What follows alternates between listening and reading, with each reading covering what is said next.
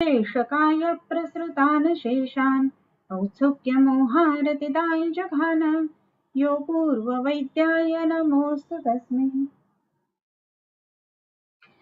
आपण अष्टांग हृदयाचे अध्याय वाचत आहोत आणि त्या अध्यायामध्ये आपले 26 अध्याय पूर्ण झालेले आहेत। आजच्या 27व्या अध्यायामध्ये आज आपण काही श्लोक झालेले आहेत। 13व्या अध्यायापासून म्हणजे 12 श्लोक आपले झालेले आहेत आणि 13व्या श्लोकापासून आज आपण सुरुवात करतो आहोत। शिराव्यधी का करायचा, शिराव्यध विधी कसा आहे आणि त्याच्याच बरोबरीने शिराव्यध करत असताना कोणकोणती काळजी घ्यायची, कोणत्या शिरा कधी व्यधन करायच्या, ह्या सगळ्या गोष्टी आपण बघत आहोत। हे सगळं करत असताना त्याच्यात अजून एक महत्वाचा भाग असा आहे की कुठली शिर कोणत्या वेळेला व्यध करायची आहे, तर या संदर्भातले श्लोक आपण वाचतो आहोत। सो त्याच्यामध्ये श्लोक पीपीटी शेअर करते 2 मिनिटं।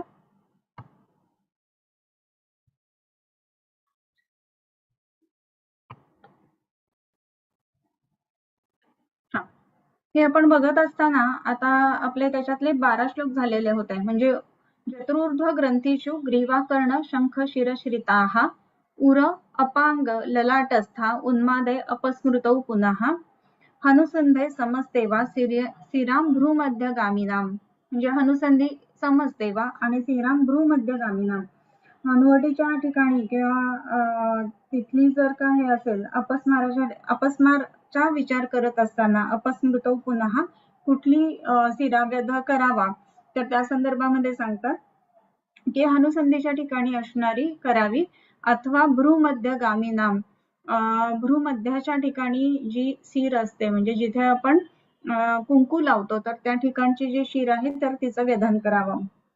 त्याच्यानंतरचा जो श्लोक आहे त्याच्यामध्ये विद्रधौ पार्श्वशूलेच पार्श्व कक्षास्तनांतरे तृतीयके अंशयोः मध्ये स्कंधस्य अर्धचतुर्थके प्रवाहिकायां शूलिन्यां श्रोणितो द्वादशांगुले स्थिताम। आता विद्रधी असताना कोणती या ठिकाणची शिराव्यध करावा, तर विद्रधौ पार्श्वशूलेच पार्श्व कक्षास्तनांतरे विद्रधी असताना आणि पार्श्वशूल असताना विद्रधौ सप्तमी पार्श्वशूले सप्तमी म्हणजे विद्रधी असताना आणि पार्श्वशूल असताना कोणती शिराव्यध करावी, तर पार्श्व कक्षा स्तनांतरे पार्श्वाच्या ठिकाणची किंवा कक्षा आणि स्तन यांच्या मधली। म्हणजे आता कक्षा आणि स्तन म्हणजे ज्याला आपण ॲक्झिला म्हणतो आणि ब्रेस्ट म्हणतो तर त्याच्या मध्यमावरती जी शिर आहे तर तिचं व्यधन करावं। आता शिराव्यधन करत असताना आपण लास्ट टाइम बोललो त्याप्रमाणे तिथे विद्धकर्म केलं तरी सुद्धा त्याच प्रकारचे चांगले परिणाम येतात, अग्निकर्म केलं तरी त्याच प्रकारचे चांगले परिणाम येतात आणि शिराव्यध करत असताना आयदर कुठारिकाने करणं किंवा जलौकाने करणं ह्या दोन्ही पैकी कुठलाही प्रकार आपण त्याच्यात अडॉप्ट केला तरी सुद्धा चालू शकतो। सो विद्रधौ पार्श्वशूलेच पार्श्व कक्षा स्तनांतरे पार्श्वच्या ठिकाणी असताना ही करावी आणि त्याच्याबरोबर स्तन आणि कक्षा ह्याच्यामध्ये करावी। आता पार्श्वाच्या ठिकाणी विद्रधी आणि पार्श्वशूल असताना अग्निकर्म करावं। तर आता हे पार्श्वशूलेच अशाच्या बाबतीमध्ये आपण बघूया। विद्रधी असताना सुद्धा पार्श्वाच्या ठिकाणी शिराव्यध करावं असं म्हटलेलं आहे। आता विद्रधी असताना पार्श्वाच्या ठिकाणी शिराव्यध करणं ह्याच्यामध्ये जर का बघायला गेलं तर जनरली त्याच एरियामध्ये जर का विद्रधी असेल तर त्याचा परिणाम जास्त चांगला दिसेल असं दिसतं आणि त्याच्या बरोबरीने की पार्श्वशूल असताना सुद्धा कक्षाच्या ठिकाणची कक्षा आणि स्तन त्याच्यामधली किंवा पार्श्वाच्या ठिकाणची जी शिर आहे ती विद्ध करावी।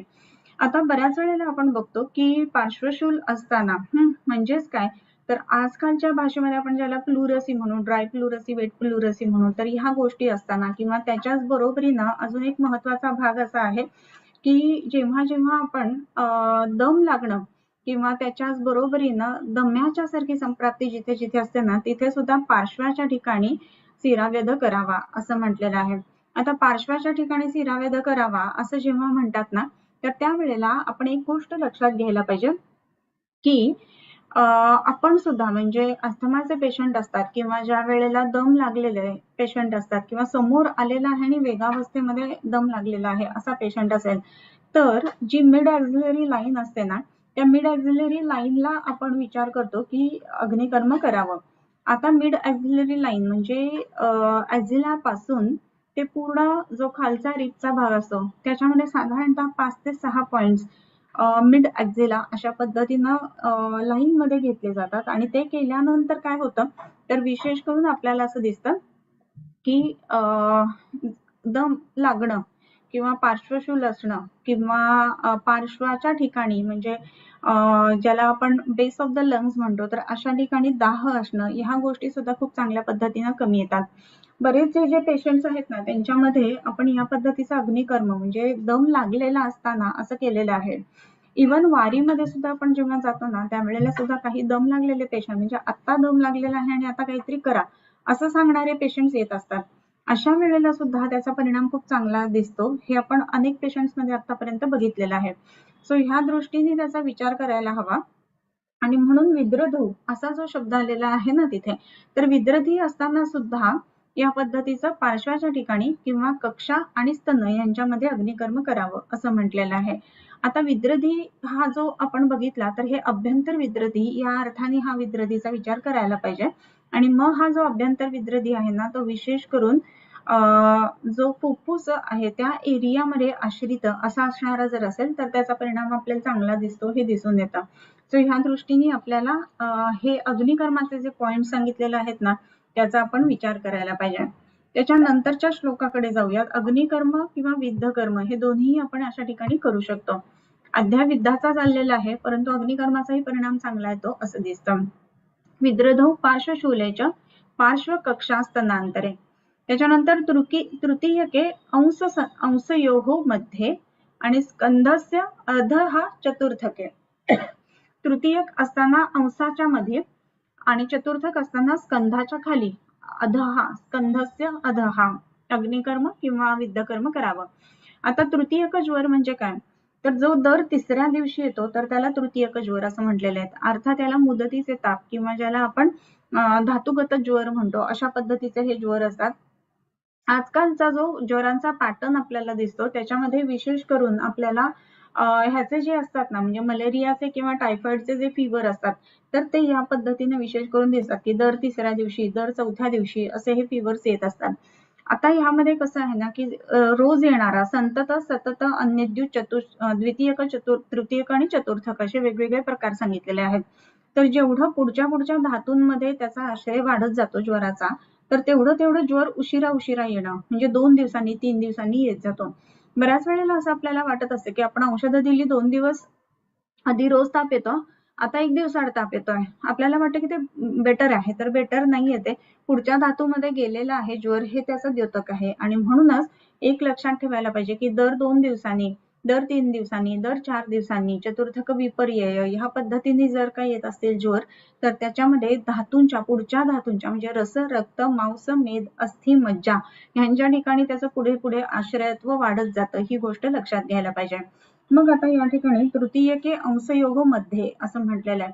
तृतीयक ज्वर असताना अंशाच्या मध्यावरती हे करावं विद्धकर्म करावं.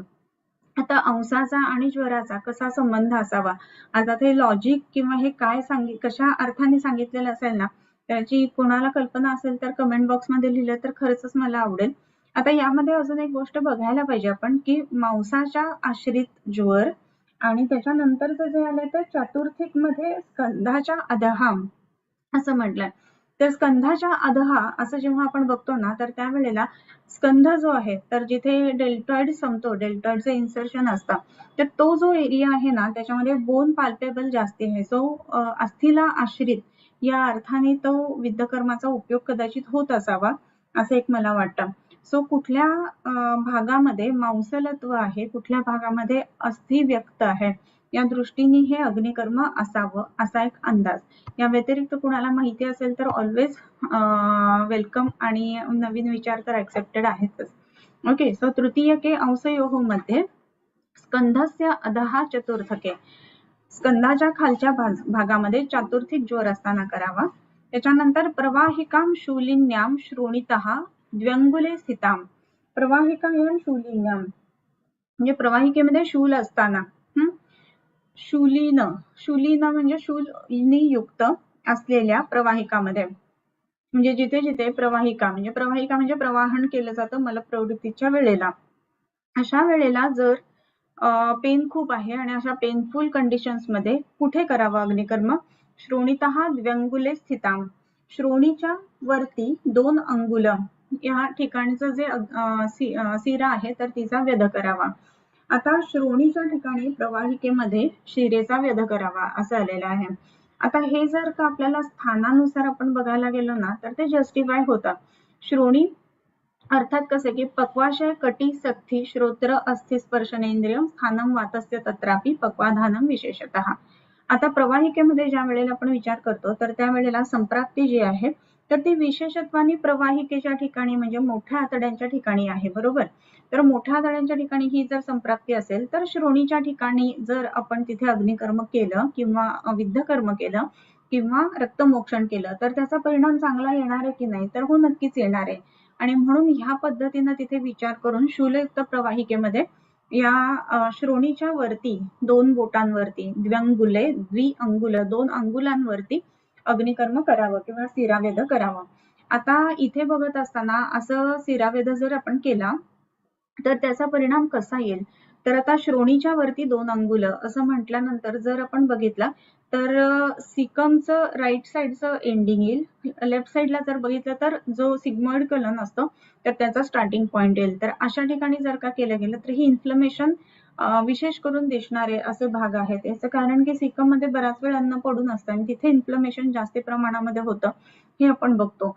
सो ह्या दृष्टीने म्हणून तो पॉइंट सांगितलेला असावा असं एक मला वाटतं. त्याच्यामुळं आता ज्या वेळेला प्रवाहिका आहे आणि पेशंटला खूप दुखतंय असं जेव्हा पेशंट सांगतो ना तर त्यावेळेला आपल्याकडे करण्यासारखं काय आहे?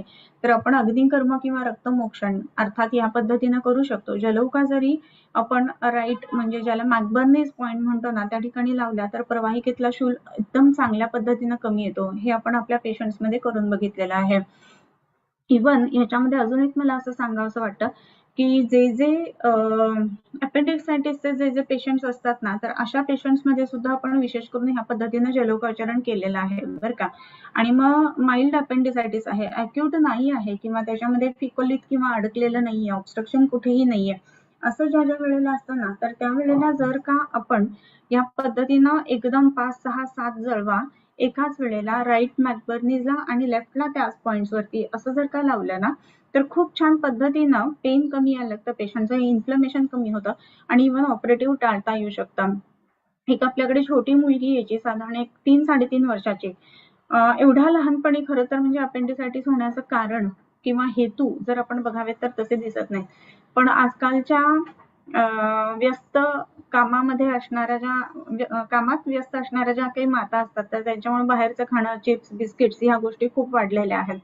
तर बिस्किट्स मध्ये सुद्धा मैदा बऱ्याच मोठ्या प्रमाणामध्ये असतो आणि मैदा लवकर आतड्यांमधून पुढे सरकत नाही आणि तसं झाल्यानंतर मोठ्या आतड्यामधलं पचन बिघडायला लागतं, कफ तयार व्हायला लागतो आणि मग प्रवाहिकेसारखी संप्राप्ती उत्पन्न होते आणि मग अपेंडिसायटिस हे रिपोर्ट जनरली येतात. अपेंडिक्सचा त्रास झाला किंवा अपेंडिक्स ऑपरेशन पूर्वी झालेलं आहे असं जर पेशंट सांगत असेल ना तर जनरली अमिबियासिसची किंवा ज्याला आपण प्रवाहिका किंवा कफजग्रहणी म्हणू अशी संप्राप्ती या पेशंटमध्ये आपल्याला दिसून येते, हे एक लक्षात घ्यायला पाहिजे. आणखीन एक महत्वाचा भाग या ठिकाणी आपल्याला बघायला मिळतो की जसं आता म्हटलं की ह्याच्यामध्ये प्रवाहिकेमध्ये शिरावेध करावा तसं ज्या वेळेला या पद्धतीनं पेनफुल आहे आणि आपण सोनोग्राफीच्या रिपोर्टमध्ये समजा टेंडरनेस आहे किंवा माइल्ड अपेंडिसायटिस असा जर रिपोर्ट असेल किंवा माइल्ड टू मॉडरेट असा जर असेल ना तर तिथे नक्कीच आपल्याला अग्निकर्माने खूप चांगल्या पद्धतीने उपशम मिळवता येतो. अर्थात तिथे जर का अपेंडिक्स मध्ये काहीतरी जाऊन फिकोलित अडकलेलं आहे आणि मग तिथे ऑब्स्ट्रक्शन आहे किंवा अपेंडिक्युलर ऍब्सेस आहे असं जर का असेल ना तर कदाचित तत्र धन्वंतरी यानामाधिकार याप्रमाणे ऑपरेटिव्ह करून घेणं श्रेयस्कर ठरतं. परंतु ह्या गोष्टी आपण लक्षात घ्यायला पाहिजे असं एक मला वाटतं. असे आपल्याकडे झालेले आहेत पेशंट म्हणून आज इथे नक्की सांगू शकतो की माइल्ड अपेंडिसायटिसचे तर पेशंट खूप छान पद्धतीनं जलौकावचरणाने बरे केलेले आहेत. त्याच्यानंतर अजून एक पुढचा जो श्लोक आलेला आहे त्याच्यामध्ये शुक्र मेढ्रामये मेढ्रे शुक्र रोग आणि मेढ्रामय म्हणजे मेढ्राच्या ठिकाणी असणारे जे काही व्याधी आहेत तर त्यांच्या ठिकाणी काय करावं तर मेढ्रे म्हणजे मेढ्रावरची जी वेसल आहे तर त्या ठिकाणहून रक्तमोक्षण करावं. मग यामध्ये जे वेगवेगळे आजार आलेले आहेत की जे गुह्य रोग आपण म्हणतो तर त्या संदर्भामध्ये आपल्याला जलोपचारण करता येत असतं. त्याचप्रमाणे उरुगाम गलगंडयोः असं म्हटलंय. गलगंड असताना उरुग, उरुग म्हणजे काय? उरु म्हणजे छाती, छातीकडे जाणाऱ्या शिरा. तर त्या गलगंड असताना उर नाही म्हटलेलं, उरुग म्हणजे पायाकडे सख्थी प्रदेशाकडे जाणाऱ्या ज्या शिरा आहेत ना, तर त्यांच्या ठिकाणी व्यधन कर्म करावं. गलगंड असं म्हणत असताना आपण बघतो की जनरली गळ्याच्या ठिकाणी जी सूज येते तर त्याला गलगंड असं म्हणतात. आता गळ्याच्या ठिकाणी सूज येते तर त्याचं विमोचन करण्यासाठी उरू म्हणजे अस्थीच्या ठिकाणचं रक्तमोक्षण करायला सांगितलेलं आहे. तर ह्याचं काय लॉजिक असावं ना, तर हे आपण ऍक्च्युअल अनाटॉमी वगैरे ह्या गोष्टी काढून बघायला हव्यात. आता थायरॉइड किंवा थायरॉइडायटिस किंवा थायरॉइड गॉयटर असे पेशंट्स जनरली गलगंडामध्ये समाविष्ट होतात. मग इथे म्हणत असताना आपण आपल्या क्लिनिकमध्ये बऱ्याच वेळेला जो गळ्याचा एरिया असतो तर त्या ठिकाणी जलगोचरण केलेलं आहे की जुगुलर ज्याला म्हणतो तिथून सुद्धा टॅपिंग वगैरे केल्यानंतर खूप चांगल्या पद्धतीने रिझल्ट येतात हे बघितलंय. पण आता इथे जे म्हणलंय ते उरुग सिरा असं म्हटलेलं आहे. उरु म्हणजे मांडी किंवा सख्थी प्रदेश, तिथे जाणारी सिरा त्याचं वेधन करावं. मग आता हा जो आहे ना तर त्याचं काय लॉजिक असावं, तर ह्या गोष्टी आपल्याला नक्कीच विचार करण्यास भाग पडतात, हेही लक्षात घ्यायला पाहिजे. त्याच्यानंतरचा जो भाग आहे त्याच्यामध्ये गृध्रस्याम जानेनो अधहा तद ऊर्ध्वम वा चतुरंगुले. गृध्रसी वेदना असताना कुठे करावं, तर जानुनः अधहा तद ऊर्ध्वम वा चतुरंगुले, गुडघ्याच्या खाली, जानू म्हणजे गुडघा, त्याच्या खाली किंवा त्याच्या वर 4 बोटांवरती शिरावेध करावं.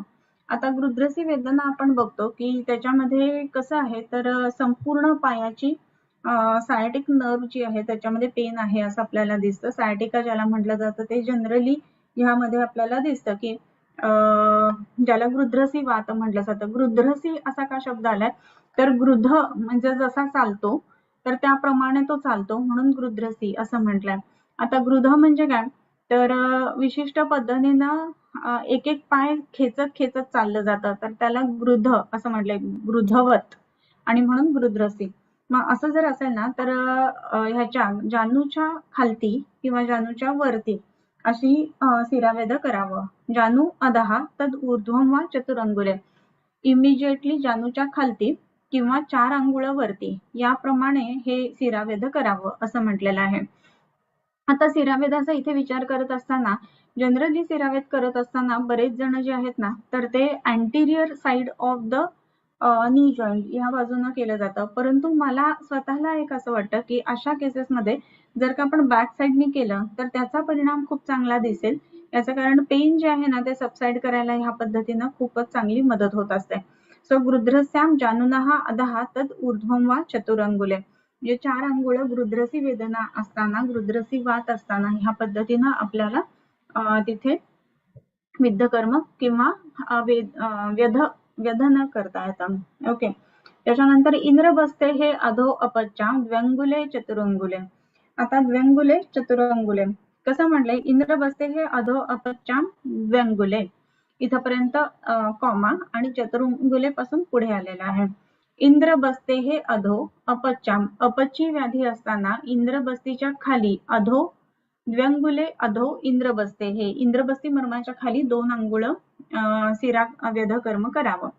आता अपची म्हणजे काय, तर न पचणारी जी सूज असते म्हणजे ज्याचा पाक होत नाही अशा पद्धतीची जी असते ना तर त्यावेळेला इंद्रबस्ती मर्म कुठे आहे, तर प्रकोष्ठाच्या सेंटरला इंद्रबस्ती असतं तर त्याच्या खाली 2 अंगुळ या पद्धतीनं ते शिरावेध कर्म करावं. त्याच्यानंतरचं जे आलंय त्याच्यामध्ये चतुरंगले ऊर्ध्वम गुल्फस्य सख्त्यर्थौ, सख्ती अर्थौ. सख्ती म्हणजे काय, तर मांडी किंवा उरू, तर ते अर्थौ म्हणजे रुजा या अर्थाने, म्हणजे मांडीमध्ये जर का वेदना असतील तर कुठे करावं, तर त्याच्यामध्ये ऊर्ध्वम गुल्फस्य चतुरंगुले, गुल्फस्य ऊर्ध्वम चतुरंगुले म्हणजे गुल्फ संधी जो आहे ज्याला आज आपण आजच्या भाषेमध्ये अँकल जॉईंट म्हणतो, त्याच्यामध्ये अँकल जॉईंटच्या वरती 4 अंगुळ ह्या पद्धतीनं ते करावं. आता सख्ती प्रदेश म्हणजे मांडी दुखत असेल तर गुल्फ संधीच्या वरती 4 अंगुळ ह्या पद्धतीनं ते शिरावेधन कर्म करावं असं सांगितलंय. त्याच्यानंतर तथा क्रोष्टुक शीर्षके, क्रोष्टुक शीर्ष, क्रोष्टुक म्हणजे हे असतो ना कोल्हा असतो ना त्याला क्रोष्टुक असं म्हणतात. तर कोल्ह्याचं तोंड किंवा लांडग्याचं तोंड जसं असतं तर त्या पद्धतीनं सूज येते गुडघ्याला तर त्याला क्रोष्टुक शीर्ष असं म्हटलं जातं. आजकालच्या भाषेमध्ये जर का आपण बघितलं तर त्याच्यामध्ये सॅन्युअल फ्लुइड ह्याच्यामध्ये साठणं, गुडघ्यामध्ये साठणं, तर हे सर्वसाधारणतः क्रोष्टुक शीर्ष असं म्हटलं जातं. सॅन्युअल फ्लुइड ज्या ज्या वेळेला गुडघ्यामध्ये साठतं ना तर त्या वेळेला काय होतं तर अनेक वेळेला त्याच्यामध्ये ट्युबरक्युलर इन्फेक्शन आहे असं दिसतं. मग अशा वेळेला क्रोष्टुक शीर्ष असताना तथा कुठे करावं तर गुल्फस्य ऊर्ध्वम चतुरंगुले शिराविधी कर्म कुर्यात, म्हणजे गुल्फाच्या वरती 4 अंगुळ शिराविधी करावं. म्हणजे मांडीमध्ये दुखत असेल किंवा त्याच्या खाली गुडघ्याच्या ठिकाणी जर का सूज आलेली असेल तर दोन्ही ठिकाणी गुल्फसंधीच्या वर 4 अंगुळ शिरावेधन कर्म करावं. ह्या गोष्टी सांगितलेल्या आहेत. ओके. त्याच्यानंतरचा जो पॉइंट सांगितलेला आहे ना त्याच्यामध्ये पाददाहे खुडे हर्षे विपद्यां वातकंटके चिप्पेच द्व्यंगुले विद्यात उपरी क्षिप्रमर्मणः. आता हे बऱ्याच गोष्टींमध्ये एकच पॉइंट सांगितलेला आहे. कुठे तर क्षिप्रमर्मणः उपरी, क्षिप्रमर्माच्या वरती शिरावेध करावा. आता क्षिप्रमर्माच्या वरती म्हणजे कुठे, क्षिप्र कुठे आहे तर अंगुष्ठ आणि प्रथम बोट याच्यामध्ये जे आहे ना तर ते क्षिप्रमर्म आहे आणि त्या क्षिप्रमर्माच्या उपरी, त्या क्षिप्रमर्माच्या वरती साधारणपणे 2 बोटांवर, का तर द्व्यंगुले उपरी असं म्हटलेलं आहे म्हणून 2 अंगुळ वरती या पद्धतीनं ते जे काय बरोबर शिरावेध किंवा अग्निकर्म या गोष्टी कराव्यात. मग त्यांनी त्याचा फायदा काय काय होणार आहे तर पाददाहे खुडे हर्षे, पाददाह असताना बऱ्याच वेळेला आपण बघतो की वेगवेगळ्या न्यूरोपॅथीज असतात किंवा पेशंट जे असतात तर त्यांना पाय जळजळतात म्हणून पेशंट सांगत असतात. अशा वेळेला आपल्याला अग्निकर्म करायचंय किंवा शिरावेध करायचंय तर त्याचा जो पॉइंट असेल ना तर तो क्षिप्रमर्माच्या वरती 2 अंगुळ हे ठेवायला पाहिजे. म्हणजे अंगठा आणि मधलं बोट पहिलं बोट यांच्या मधला जो खोबणी असते त्याच्या वरती 2 अंगुळ तो जो पॉइंट येतो ना तो पाददाहासाठी शिरावेध करण्यासाठी वापरावा. ओके. त्याच्यानंतर पाददाहे खुडे हर्षे असं म्हटलंय. खुडवात असताना, खुडवात म्हणजे ज्याला आपण आता हे म्हणतो वातरक्त म्हणतो त्यालाच खुडवात असं सुद्धा म्हटलं जातं. आता वातरक्ताचे जे जे पेशंट्स असतात ना तर त्यांच्यामध्ये एक वैशिष्ट्य असतं की त्यांची जी पेन असते ती विशेष करून अंगठ्यापासून आणि विशेष करून पायाच्या अंगठ्यापासून पेन चालू होतं. आमात कसं असतं त्याच पद्धतीनं ते पेन असतं परंतु त्याच्यामध्ये विशेष करून स्मॉल जॉईंट्स इन्व्हॉल्ड असतात. त्याच्यानंतर त्याच्यामध्ये विशेष करून जर का काही टेस्ट आपण केल्या तर त्याच्यामध्ये युरिक ऍसिड वाढलेला आहे असंही दिसून येतं. मग आता असं सगळं असताना कुठे अग्निकर्म करावं तर जो पॉइंट क्षिप्रमर्माचा आहे त्याच्यावरती 2 अंगुळ अशा ठिकाणी खुडवात असताना शिरावेध करावं. त्याच्यानंतर हर्ष असताना, हर्ष म्हणजे काय तर पादहर्ष असा तिथे शब्द आलेला आहे. आता पादहर्ष हे जर बघितलं तर नानात्मज व्याधी जे जे सांगितलेत ना त्याच्यामध्ये हे पादहर्ष येतात. आता पादहर्ष म्हणजे काय तर टिंगलिंग सेन्सेशन असताना किंवा ॲबनॉर्मल सेन्सेशन असताना असाही आपण शब्द तिथे वापरू शकतो. आता टिंगलिंग किंवा ॲबनॉर्मल सेन्सेशन हे कशामध्ये असतं तर विशेष करून हायपरटेन्सिव्ह हे असतं न्यूरोपॅथीज जे असतात तर त्याच्यामध्ये अशा पद्धतीचं सेन्सेशन येतं.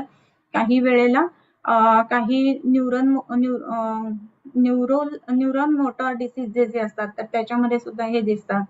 तर हे सगळे अशा पद्धतीचे नर्व्हशी रिलेटेड ज्या ज्या गोष्टी आहेत ना तर त्या संदर्भामध्ये विशेष करून पायाच्या मध्ये हर्ष असताना म्हणजे टिंगलिंग सेन्सेशन असताना क्षिप्रमर्माच्या वरती 2 अंगुळ या पद्धतीनं शिरावेध करावं.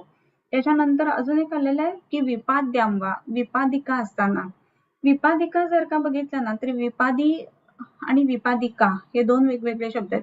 विपादी असं म्हणत असताना त्याच्यामध्ये पायामध्ये विशेष करून भेगा पडणं किंवा पायाच्या ठिकाणी रक्तदृष्टी असणं आणि त्याच्यामुळे पायाची त्वचा खराब होणं असं जेव्हा जेव्हा होतं ना तर त्यावेळेला सुद्धा इथे आपण शिरावेध कर्म उत्तम पद्धतीनं करू शकत असतो. त्याच्यानंतर अजून एक मुद्दा आलेला आहे तो म्हणजे वातकंटके. वातकंटक याला आपण बोली भाषेमध्ये ज्याला पाय मुरगळणं म्हणतो की चालता चालता कधीतरी उंचसखल जमीन असते पाय मुरगाळतो, त्याच्यानंतर घोट्याला सूज येते. घोटा म्हणजे गुल्फ बरं का. आता जेव्हा अशी सूज येते मग त्यावेळेला सुद्धा जे आपल्याला विद्धकर्म करायचं ते क्षिप्रमर्माच्या वरती 2 अंगुळ या पद्धतीचा जो पॉइंट आहे तर त्या ठिकाणी ते करावं. चिप्पेच असं म्हटलंय. चिप्प हा एक नखाचा व्याधी आहे की ज्याच्यामध्ये नख खराब होत जातं आणि नख खराब होत असल्यामुळं काही वेळेला ते आपल्या स्किन पासून सुटतं किंवा काळं पडतं.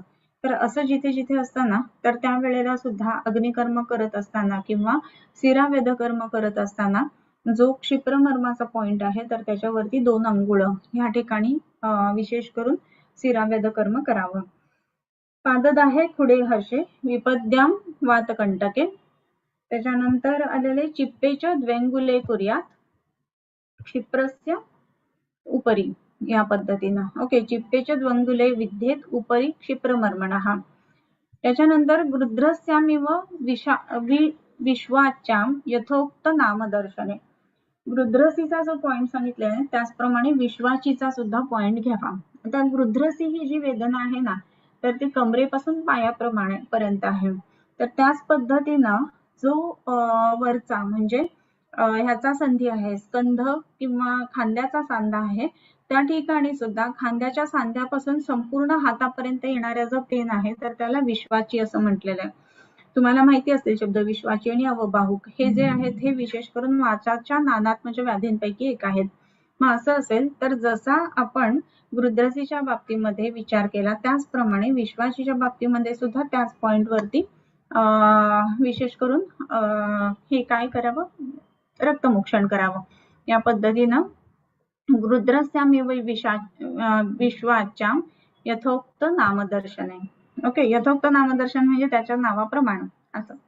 त्याच्यानंतरचा जो आहिलेला आहे ना त्याच्यामध्ये मर्महीने यथासन्ने देशे अन्या व्यधयेत शिरा. आता ह्या शिरेचा व्यध करत असताना काही नियम सांगितले. मग या नियमांप्रमाणे मर्महीने म्हणजे तुम्ही ज्या ज्या वेळेला शिरावेध करणार आहेत ना तर त्या वेळेला तिथे मर्म नाहीये ना हे बघावं. म्हणजे मर्म सोडून मग शिरावेध करावं.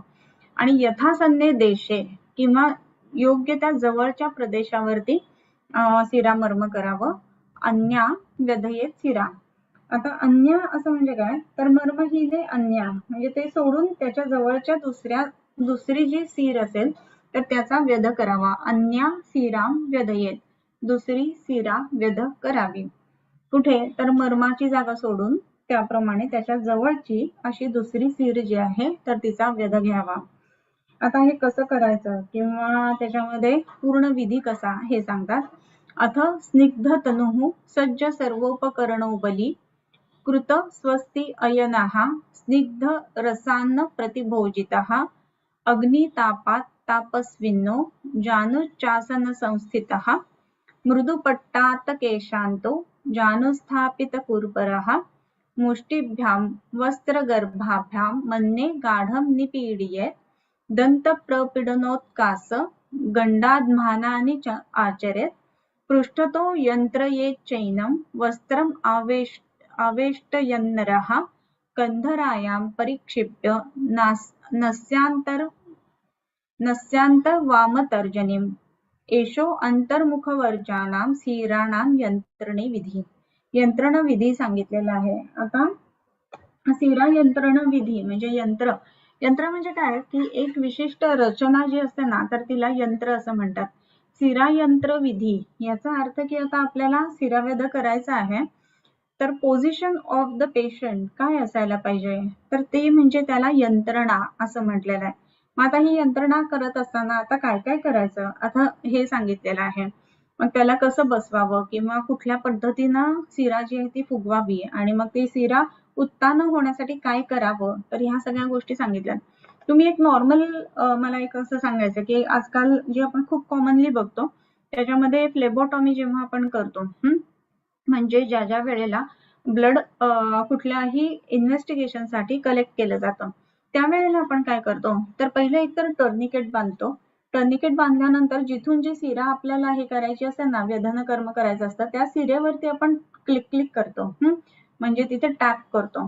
टॅप केल्यानंतर ती शिरा ती उत्थित होते आणि ती शिरा उत्थित झाली ना की मग त्याच्यावरती तिथे निडलनी पंक्चर केलं जातं आणि मग जे काय आपल्याला हवं आहे तर त्या पद्धतीचं त्याच्यातनं ब्लड कलेक्ट केलं जातं.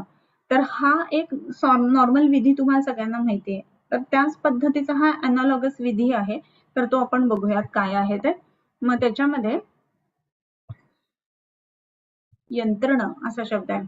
आता हे करत असताना कसं, आता स्निग्ध तनुः म्हणजे सगळ्यात पहिल्यांदा स्नेहन करावं.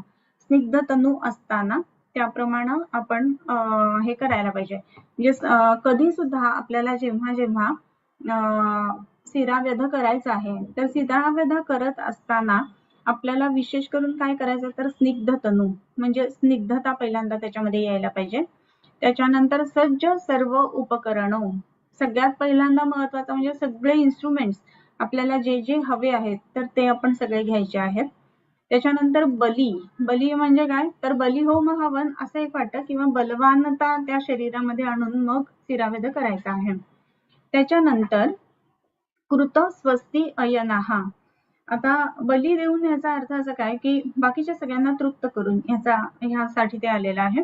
त्याच्यानंतर कृत स्वस्ती अयनाहा, स्वस्ती पाठ करून मग स्निग्ध रसान्न प्रतिभोजितः, मग त्याला काय थोडंसं काहीतरी खायला द्यायला पाहिजे. बऱ्याच वेळेला आपण ज्या ज्या वेळेला ब्लड कलेक्शनला जातो किंवा पेशंट ब्लड कलेक्शनला जातो त्याही वेळेला असं विचारलं जातं की काहीतरी खाल्लंयत ना, किंवा ब्लड डोनेशनच्या वेळेला काहीतरी खाल्लंयत ना. याचं कारण काय आहे की पोटात जर काही नसेल ना तर छोट्याशा गोष्टीने सुद्धा काही वेळेला अॅनाफिलॅक्टिक शॉक येण्याची शक्यता असते. ते अॅनाफिलॅक्टिक बसू नये ह्या दृष्टीने खाणं ही गोष्ट तिथे महत्वाची आहे आणि म्हणून इथे खायला द्यायचं आहे. आणि खाणं जे द्यायचं ना त्याच्यामध्ये सुद्धा स्निग्ध रसान्वितः असं, स्निग्ध म्हणजे थोडस तूप घातलेलं ह्या पद्धतीचं जेवण त्याला द्यायचं आहे. स्निग्ध रसान्न प्रतिभोजितः, स्निग्ध देणं, रस म्हणजे मांसरस या अर्थाने, आणि अन्न प्रतिभोजितः बाकी काही विशिष्ट अन्न म्हणजे मांसरस आणि भात खाल्लेला आहे ह्या पद्धतीनं जर असेल तर. त्याच्यानंतर अग्नी ताप आतप स्विन्नः, अग्निस्वेदन देऊन किंवा तापस्वेदन देऊन किंवा आतपस्वेदन देऊन. अग्निस्वेद म्हणजे आपण बघितलेले आहेत की ज्याच्यामध्ये जेनताक वगैरे प्रकारचे स्वेद आलेले आहेत की जिथे वृक्षता जास्ती आहे, किंवा तापस्वेद, तापस्वेद म्हणजे हस्तस्वेद सुद्धा म्हटलेलं आहे, किंवा काही विशिष्ट गोष्टी गरम करून म्हणजे कपडा गरम करून पहिल्यांदा त्याच्याने स्वेदन करून घ्यायचं आहे, किंवा आतपस्वेदितः म्हणजे उन्हामध्ये त्याला बसवलं ना तरी सुद्धा स्वेदन होणार आहे. सो ह्या पद्धतीनं सगळ्यात पहिली महत्वाची गोष्ट स्नेहन आणि स्वेदन या दोन गोष्टी पहिल्यांदा करून घ्यायच्या आहेत. हे स्नेहन स्वेदन झाल्यानंतर मग काय करायचं, जानू च आसन संस्थितः, जानू उच्च, जानू उच्च म्हणजे जानू उच्च आसन संस्थितः, त्याला जे बसवायचंय ना ते एकदम कुठेतरी वरती हनुमंतासारखं एकदम उंच आसनावर नाही किंवा अगदी जमिनीवर पण नाही बसवायचं. मग कुठे तर जानू तुल्य आसन किंवा जानू उच्च आसन, जेवढा आपला गुडघा असतो ना म्हणजे पाय सरळ खाली टेकेल या अर्थाने तसं त्याला बसवायचं आहे. ओके, सो बसल्यानंतर पुढे काय करायचं आहे त्याच्यामध्ये तर मृदू पट्टात केशांतो, मृदू पट्टाने बांधायचं आहे त्याला, आणि कुठे जानू स्थापित कुरपराहा, जानू स्थापित कुरपराहा असं म्हटलेलं आहे. आता हे बसवल्यानंतर काय करायचंय तर डोक्याभोवती केसांच्या वरती मऊ पट्ट्यानी असं गुंडाळायचंय. म्हणजे मृदू पट्टात केशांतः, केस जिथे आहेत ना तर तिथे मृदू पट्टाने पहिल्यांदा बांधायचं आहे. म्हणजे जर पार्लर्स मध्ये वगैरे ते केसांचं हे बांधतात ना तर त्या पद्धतीने. तर का बरं असं असावं तर जे आपण विधन कर्म करणार आहोत ना तर ते करत असताना त्याचा परिणाम जो आहे तर तो ज्याला आपण उत्तमांग म्हणतो त्याच्यावरती येऊ नये ह्या दृष्टीने ते मृदू पट्टात केशांतः आणि जानू स्थापित कुरपराहा. आणि मग शिवाय गुडघ्यावर कसं बसवायचंय तर दोन्ही हाताची कोपर स्थापित करून, म्हणजे गुडघ्यांवरती कोपर ठेवून म्हणजे असं पुढच्या बाजूला कोपर ठेवून बसायचं म्हणजे ते प्रेशर वाढेल तिथलं. मुष्टिभ्याम वस्त्रगर्भाभ्याम, आणि मग दोन्ही हात जे आहेत ना ते मुष्टी गर्भ वस्त्र म्हणजे हातामध्ये वस्त्र ठेवून आणि मुठी वळून या पद्धतीनं बसायचंय.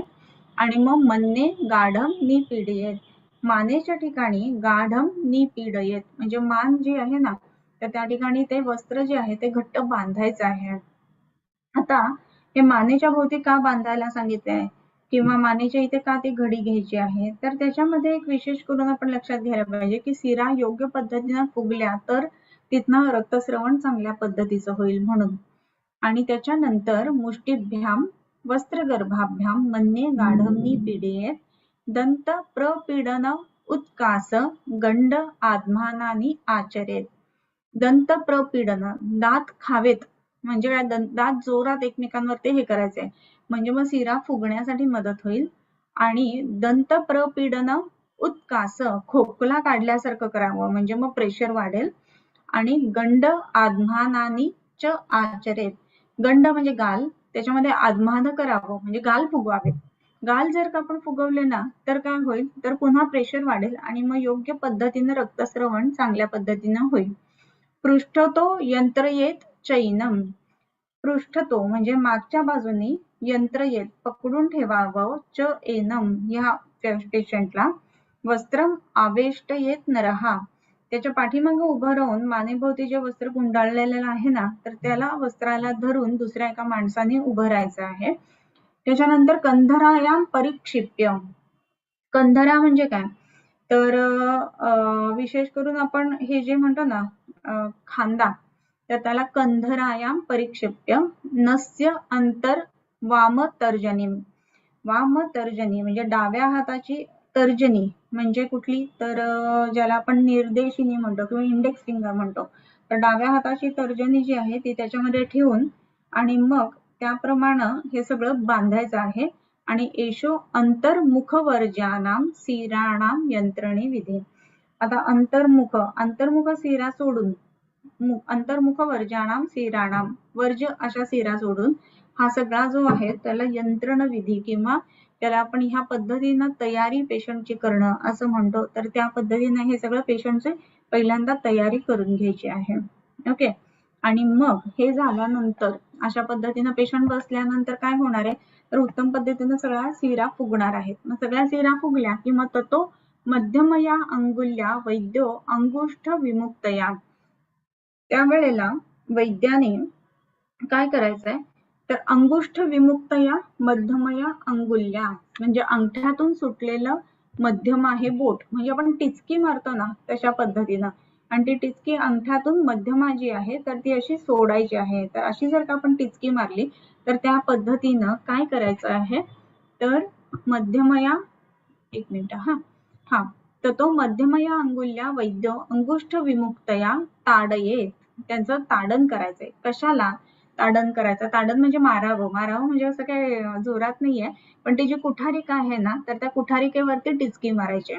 उत्थिताम ज्ञात्वा, उत्थित ज्ञात करून, उत्थित म्हणजे ती शिर जी आहे ती फुगलेली आहे हे जाणून, स्पर्शात वा अंगुष्ठ पीडनेही किंवा अंगठ्याने पीडन करून सुद्धा आपण रक्तमोक्षण करू शकतो. कुठार्या लक्षयेत, कुठारीला लक्ष ठेवून म्हणजे कसं की जिथे आपल्याला संपूर्ण ही यंत्रणा केलेली आहे तर त्या कुठारिका जी आहे ना तर त्याच्यावरती आपण ठेवायची आहे आणि त्याच्यावरती अशी टिचकी मारायची.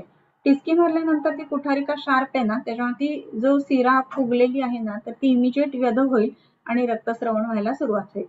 आणि जर मध्यमाने नाही तर अंगठ्याने आपण तिला जस्ट प्रेस करायचं आहे म्हणजे मग तिथनं रक्तस्रवण चालू होईल. या अर्थाने हे सगळे श्लोक आलेले आहेत की ही यंत्रणा सगळी कशी करायची आहे त्याच्यामध्ये. त्याच्यानंतर कुठार्या लक्षयेमध्ये वामहस्त गृहीतया, डाव्या हाताने कुठारिका पकडून त्याच्यावरती लक्ष ठेवून उजव्या हाताने अंगुष्ठ पीडन करायचं आहे. फलोद्देशे सुनिष्कंपम शिराम तद्वच्च मोक्षयेत.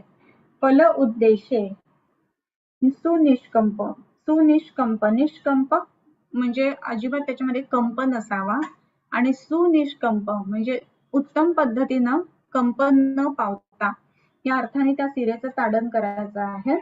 आणि शिराम तद्वच्च मोक्षयेत, मोक्षयेत म्हणजे ती जी शिरा आहे तर ती मोकळी करावी या अर्थाने, कारण ती ओपन होईल ना म्हणून. तर मग मोक्षयेत म्हणजे तिथनं रक्त गळायला किंवा रक्तस्राव व्हायला सुरुवात होईल.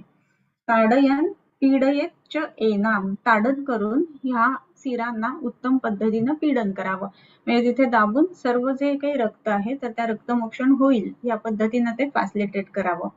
त्यानंतरचं जे आलेलं आहे ना त्याच्यामध्ये विद्येत व्रीही मुखेन तू. आणखीन एक गोष्ट आहे की कुठारिका जशी आपण वापरणार ना, तर तशीच व्रीही मुखाने काही विशिष्ट सिरा व्यध करायला सांगितलेल्या आहेत. विद्येत व्रीही मुखेन तू. आता आपण शस्त्र बघितलेली होती, तुम्हाला आठवत असेल की व्रीही मुख, व्रीही म्हणजे जसं तांदळाचं हस्क असतं ना, तर त्याचं मुख जसं आहे तर तसं जे शस्त्र आहे तर त्याला व्रीही मुख असं म्हटलेलं आहे. मग या व्रीही मुखाने काही विशिष्ट सिरा ज्या आहेत ना, तर त्यांचं व्यधन करावं असं म्हटलंय. आता व्रीही मुखाने कुणाकुणाचं कोणकोणत्या सिरांचं व्यधन करावं, तर व्रीही मुखेन तू अंगुष्ठेन उन्नयम्य अग्रे नासिकाम उपनासिकाम. आता नासिका आणि उपनासिका ह्याच्या जवळची जर का, उपनासिका म्हणजे नाकाच्या जवळची आणि नासिका म्हणजे नाकाच्या वरची, जर का आपल्याला सिरावेध करायचा असेल तर अंगठ्याच्या साह्याने काय करायचं, दाबून ती जी व्रीही मुखाने सिरावेध करायचा, म्हणजे नाकाच्या जवळ करायचा असेल तर अंगठ्याच्या साह्याने व्रीही मुखाच्या साह्याने अशा पद्धतीने सिरावेध करावा. त्याच्यानंतरचं जे आलेलं आहे ना, त्याच्यामध्ये अभ्युन्नत विदष्टाग्र जिन्ह स्यात अधहा तद आश्रया.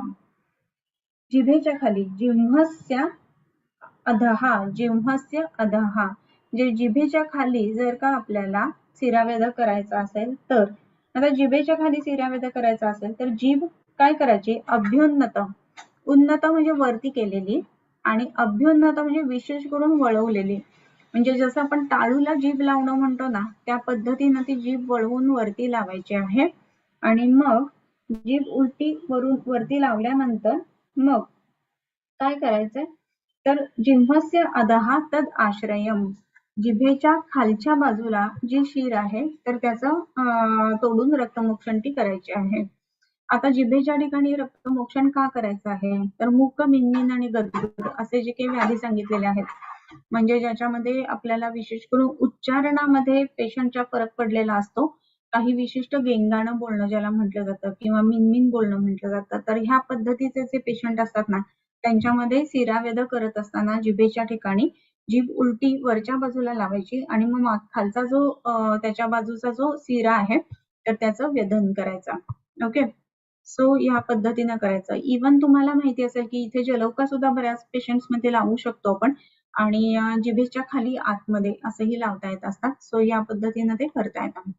ओके, सो अंगुष्ठेन उन्नयम्य अग्रे नासिकाम उपनासिकाम अभ्युन्नत विदष्टाग्र जिह्वस्य अधहा तदाश्रयम् यंत्रयेत स्तन उरयोः ऊर्ध्वं ग्रीवा आश्रित सिराव्यधे. आता हे सगळं करत असताना मानेच्या संबंधी म्हणजे ग्रीवा आश्रित अशी जर का आपल्याला सिरावेध करायचा असेल तर त्याच्यासाठी काय करायचं किंवा कुठे तर टर्निकेट आपल्याला बांधायचं आहे, तर यंत्रयेत स्तनयोः ऊर्ध्वम, स्तनाच्या वरती त्या बाजूला, ग्रीवाच्या आश्रित असताना सिरावेध करायचा असताना वरच्या बाजूला आपल्याला ब्रेस्टच्या वरच्या बाजूला यंत्रणा करायचंय म्हणजे बांधायचं आहे किंवा टर्निकेट अप्लाय करायचं आहे. ओके, त्याच्यानंतर पाषाण गर्भहस्तस्य जानुस्थे प्रसृते भुंजे कुक्षेराराभ्य मृदिते विद्येत द्विऊर्ध्वपट्टके. आता पाषाण गर्भहस्तस्य जानुस्य, जानुने प्रसृते भुजे, भुजे म्हणजे भुजेच्या ठिकाणी, भुजा म्हणजे काय तर बाहू या अर्थाने, म्हणजे हाताच्या ठिकाणची जर का सिरावेध कर्म करायचं असेल तर काय करायचं, त्यावेळेला हे जे पाषाण गर्भहस्तस्य जानुस्थे असं म्हटलेलं आहे, तर तिथे पासून म्हणजे जानूच्या वरती या पद्धतीनं तिथे यंत्रण करायचंय. कुक्षी हे आराभ्य मृदिते, कुक्षी म्हणजे जिथे कक्षा प्रदेश आहे, कुक्षी ज्याला आपण म्हणतो, तर तिथे त्याला बांधायचं आहे आणि विद्येत ऊर्ध्व पट्टके, वरच्या बाजूला बांधून मग आपल्याला तिथे सिरामोक्षण सिरावेदन करायचं आहे. पाषाण गर्भहस्तस्य जानुस्थे प्रसृते भुजे. ओके, सो याच्यामध्ये आपल्याला जेव्हा करायचं आहे ना, मुठीत आपल्याला काही धरायला सांगायचं आहे आणि मग त्या ठिकाणी गुडघ्याच्या वर, गुडघा म्हणजे जानूच्या आसनस्थ राहून मग तिथे सिरावेदन करायचं आहे. त्याच्यानंतर विद्येत बद्ध असता सिरा बाहू बाहा वना कुंचित कुपरे बध्वा सुखोपविष्टस्य मुष्टिमंगुष्ठ गर्भिणी. आता इथे ज्या वेळेला आपल्याला शिरावध करायचा आहे, कशाचा, तर विद्येत हस्त शिराम, हाताच्या ठिकाणचं शिरावध जर का करायचं असेल तर सुखासनावर, सुख उपविष्टस्य, सुखासनावर बसून, मग त्याच्यानंतर मुष्टी अंगुष्ठ गर्भिणी असं म्हटलेलं आहे. तर त्याच्यामध्ये कसं करायचं आहे ना, की हात लांब करायचे, सरळ करायला सांगायचा आणि त्याच्यानंतर 4 अंगुळांवरती हा पट्टबंध करायचा आहे. बध्वा आकुंचित कुरपरे, कुरपर संधी आकुंचित करून तिथे पट्टबंध बांधायचा आणि मग त्याच्यामध्ये मुठीमध्ये अंगठा धरून, म्हणजे जसं आपण नॉर्मली बंद करायला सांगतो फिस्ट, तर त्या पद्धतीने ती फिस्ट बंद करून मग हाताच्या शिरांचं वेधन करायचं आहे. मुष्टी अंगुष्ठ गर्भिणम. आता इथे गर्भिणीचा काय संबंध आहे, तर गर्भ म्हणजे काय, काहीही आत असणं याला गर्भ असं म्हटलं. तर मुष्टी जी आहे म्हणजे मूठ जी आहे त्याच्या आत अंगुष्ठ गर्भम, म्हणजे मुठीच्या आत अंगठा आहे असं जे आहे ना, तर त्याला अंगुष्ठ गर्भा मुष्टी असं म्हटलंय. मुष्टी म्हणजे फिस्ट बनवणं किंवा मूठ बनवणं, आणि काही वेळेला आपण बाहेर अंगठा काढतो तर ही नुसती मुष्टी झाली, आणि आत अंगठा ठेवून जर का मूठ वळलं तर त्याला अंगुष्ठ गर्भा मुष्टी असं म्हटलेलं आहे. त्याच्यानंतरचा एक श्लोक वाचूया आणि थांबूया.